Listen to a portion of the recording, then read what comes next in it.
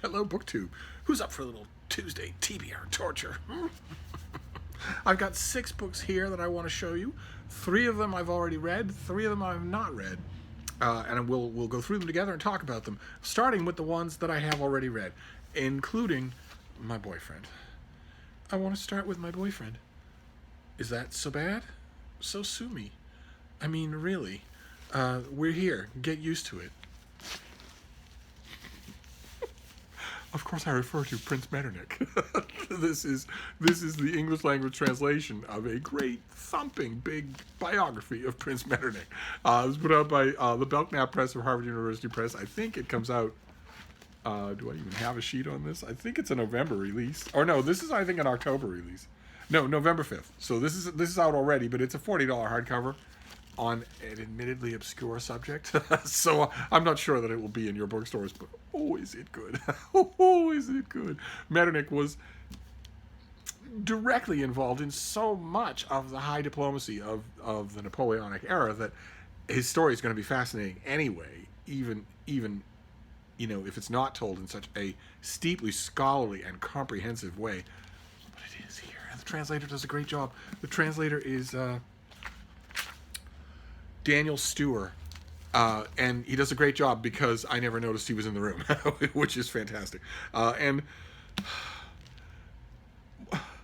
I loved it. I absolutely loved it. I worked my hiney off to find an editor who was willing to let me review this for money, and I could not find anyone. So I don't know what kind of critical reception this book is going to get. I'm hoping that at least we see a review in the London Review or the New York Review books or something like that. I'm hoping that we do. And that it's not just a failure across the board. Metternich was important. And this is a table-setting new biography of him. Even in English language translation, I can see that. The last Metternich the last book I read on Metternich was a long time ago. I think it was something like Count Metternich and the Congress of Vienna or something like that. If I can find a link to it, I will link it down below. But I don't know who I can recommend this to, and that's a problem for TBR torture, because I'm not sure this is going to torture your TBR. You have to know quite a bit about the era. You have to know quite a bit about Metternich ahead of time. Although the author does a great job of telling you a lot, I don't know that this is a beginner biography. I think this is. It's big, it's heavy, it's abstruse, and it's specialized. So I don't know how many people's TBRs it's going to torture, but I thought I would bring it up anyway, because I reread it when I got the finished copy and was even more in love. What is not to love?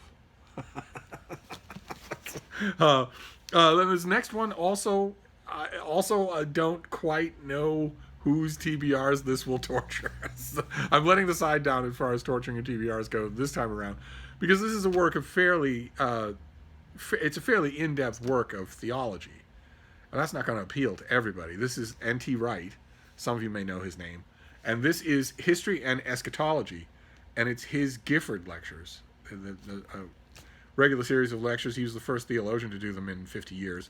And this is the book. It's out from Baylor University. And it's just as usual, they have fairly sedate cover designs, and this is the text with an introduction of those lectures on Jesus in historical context, about all kinds of New Testament interpretation. This is an author who's written dozens and dozens and dozens of books, including Paul and the Faithfulness of God, which is one of the longest books I've ever read. It's just absolutely enormous. Just an absolutely enormous book. I thought it was interesting from start to finish. I also thought this was interesting from start to finish. Boy, oh boy, though. This is an author who writes in different registers for different audiences. Very much so. These lectures were delivered to what he knew was, I don't think he would have known ahead of time, wouldn't have guaranteed a book ahead of time. These were delivered to what he considered, what he would have known to be a small and very erudite audience. And it shows. Whereas when he writes, the same thing with Paul and the Faithfulness of God, or other books like that. When he writes serious theology and eschatology, he writes in a different register than he writes a more general and much smaller, a much shorter book like surprised. He's done a few that I have reviewed, I've read almost all of them. And we saw one the other day in the little book room library tour, the day the revolution began, about the birth of Christianity.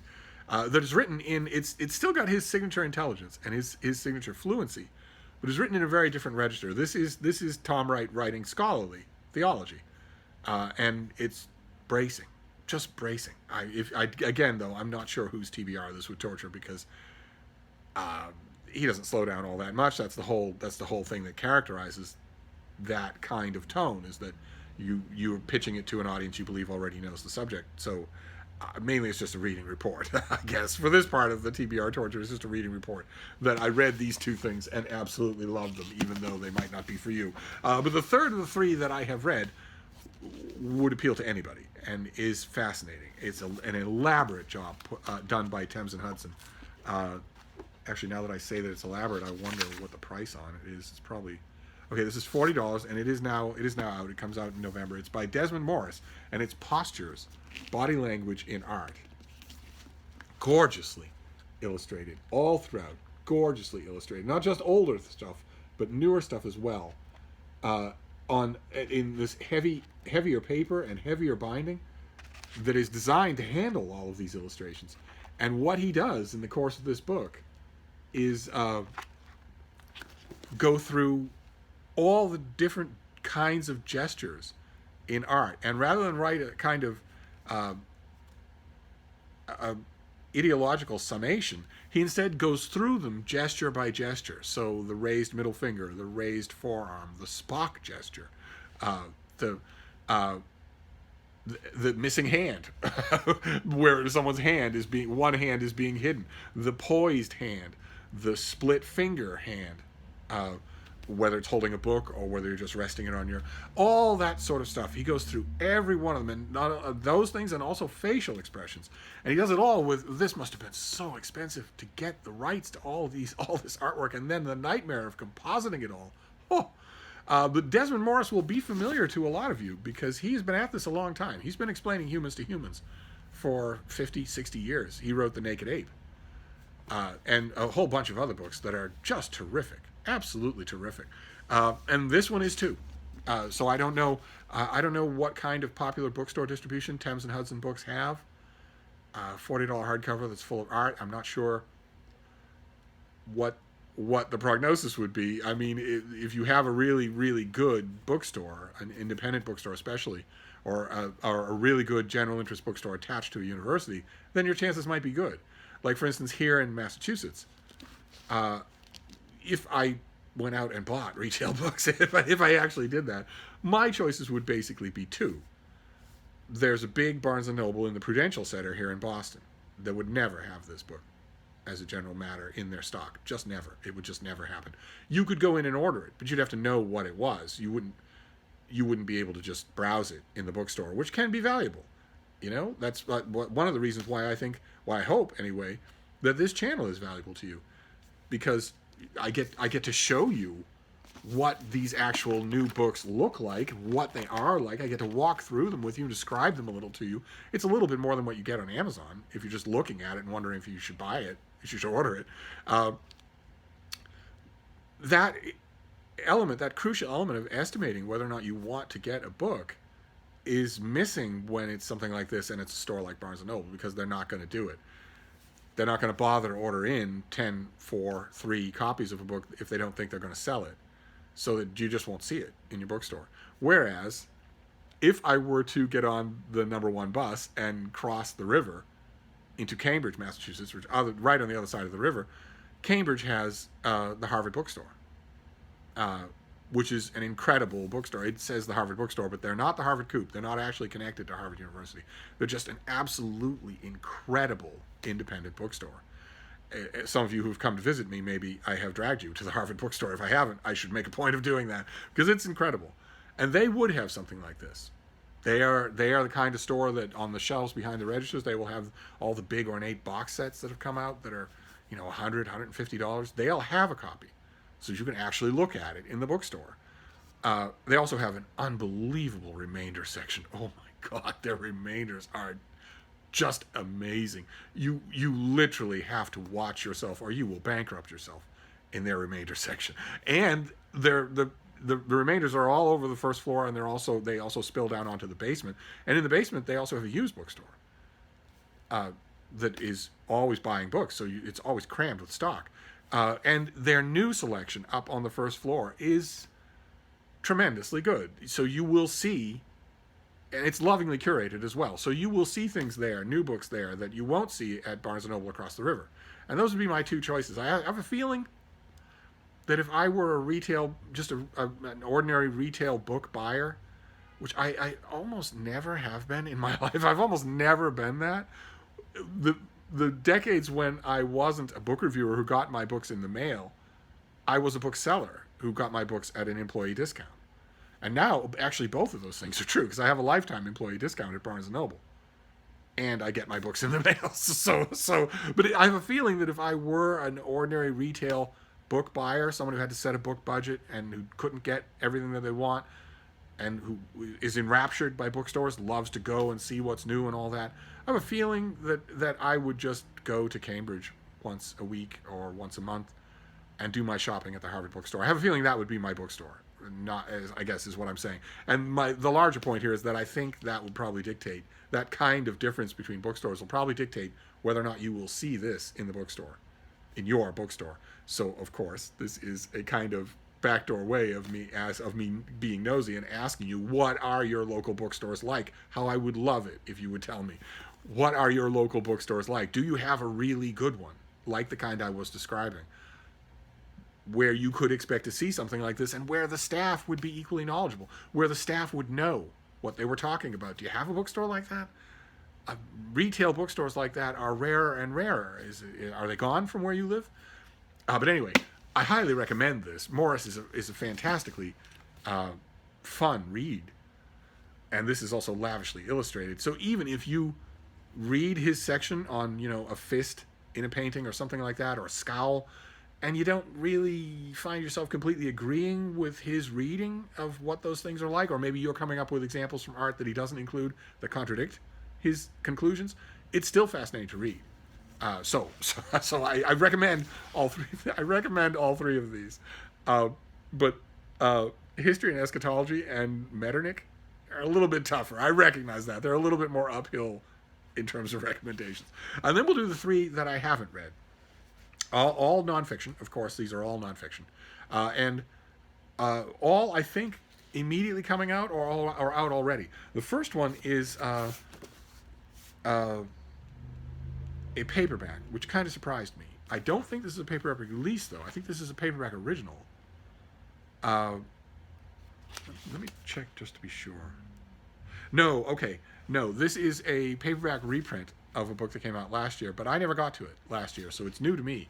It's by Brian Stelter, whose name will be familiar to a lot of you, and it's called Top of the Morning, Inside the Cutthroat World of Morning TV. And Brian Stelter is a cable news show host who can be maddening. I often find him maddening. I think that he often, in pandering to the idea of a so-called balanced coverage, I think he often enables the forces of evil without in any way being evil himself. He's actually very intelligent and very articulate.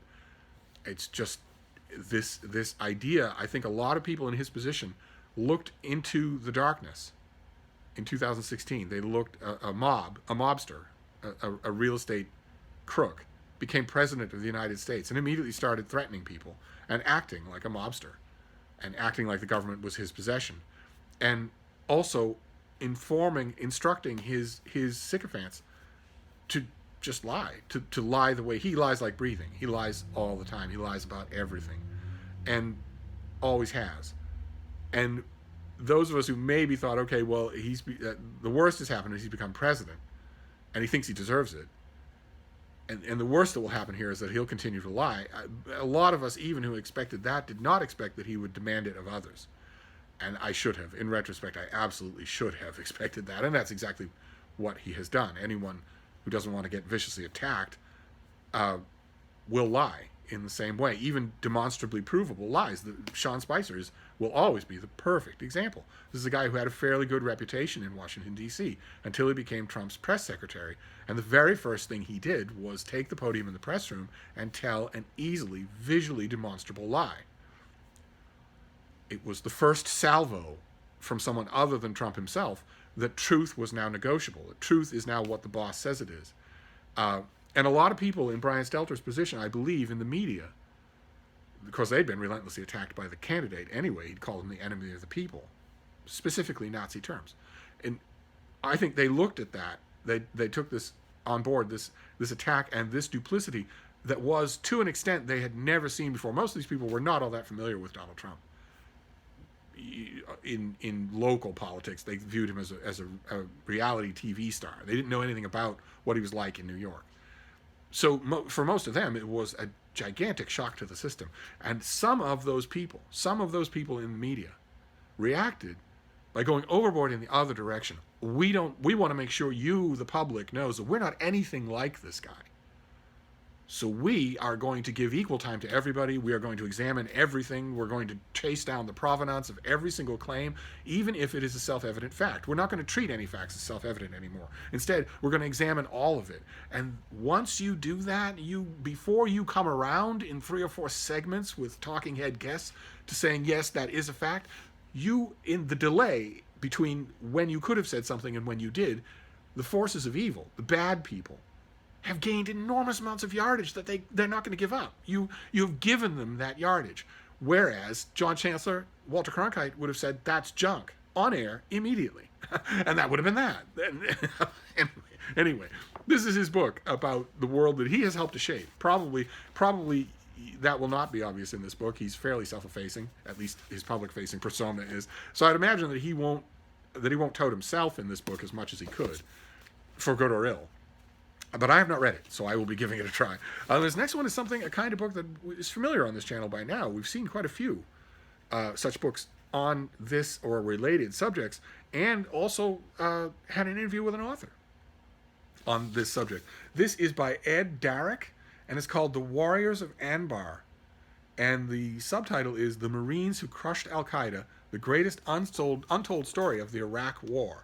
So the last 25 years of American war in Iraq and the Middle East is starting to become an endless flow of books. And this is about the El Anbar province and the massive battle to take it back from the forces of Al-Qaeda. And it's not a long thing, but it is by, I want to say that it is by somebody who was embedded. See? Our author was embedded. A lot of these people are. Their author photos will show them in flak jackets and whatnot. He was embedded with the U.S. forces 4 times in Afghanistan and twice in Iraq, where he conducted the field work for the Warriors of Anbar. So this will be along the same lines as books like it that we've seen. We'll get a lot of firsthand anecdotal reportage directly from the men who are facing, enemy sniper fire every day, that sort of thing. I've been enjoying a lot of these things, eye-opening in some ways. So I'm looking forward to it. And then this last one that I haven't read, I'm looking forward to more than any of the others. Of course, it is a pet subject of mine. It's the Titanic. This is the new book on the Titanic.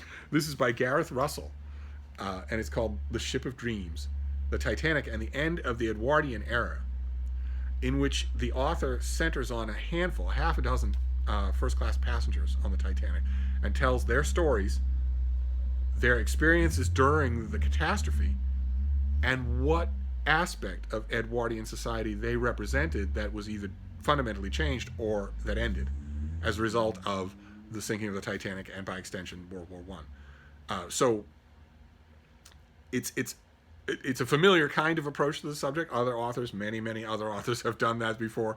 And it's really one of the only ways that's available to you. James Cameron's Titanic notwithstanding, the vast majority of people who died on the Titanic didn't leave behind much in the way of personal histories. So, whereas the people involved here did. And Gareth Russell is familiar to me. He wrote a biography of Catherine Howard, the youngest and dumbest of the wives of Henry VIII, and it was fairly good. I reviewed it at length, and this is obviously a complete change of pace from him. I'm interested to see what he makes of it. It's been a while. It's been a couple of years since I read a good, meaty, mainstream, big publisher book on the Titanic. So, and I'm pleased to say I will be reviewing this for the Christian Science Monitor. So, yeah, if you haven't subscribed to the Monitor, now might be a good time. The only problem I'm going to have, and I'll find a way, is that the Monitor likes, one of the reasons that I ask you to subscribe to it is not just to follow me. Although if you subscribe to the Christian Science Monitor or any other magazine because of me, be sure to drop a note to that effect to the magazine. Be sure to tell them I'm subscribing and I'm doing it mainly for this sexy writer of yours. That's gold to a freelancer. But another reason that I recommend you subscribe to the Monitor is because the Monitor likes to emphasize a note of hope. As silly or naive as that sounds, not Christian hope, not Christian Science hope.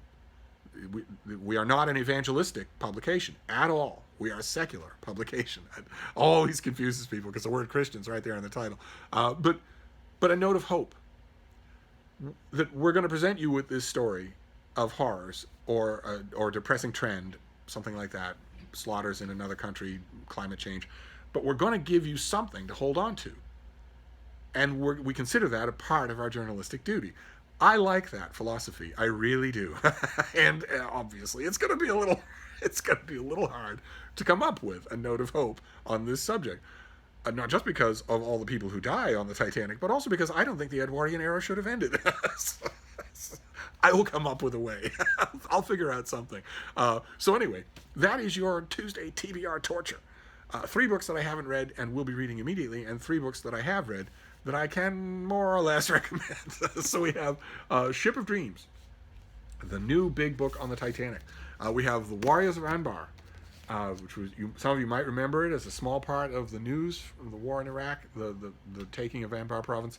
And here is that whole story told by a reporter who was with the men who did the taking. Then Top of the Morning, the paperback of Brian Stelter's book. Then we have Metternich, the English language translation of a gigantic new biography of a person who is in many ways the father of modern diplomacy. Then we have History and Eschatology, the new book by NT Wright, enough said, and Postures, Body Language in Art by the great Desmond Morris, the author of The Naked Ape. So that is your Tuesday TBR torture. But I'll be back. We have plenty of other bookish stuff to talk about. Thank you, Book 2.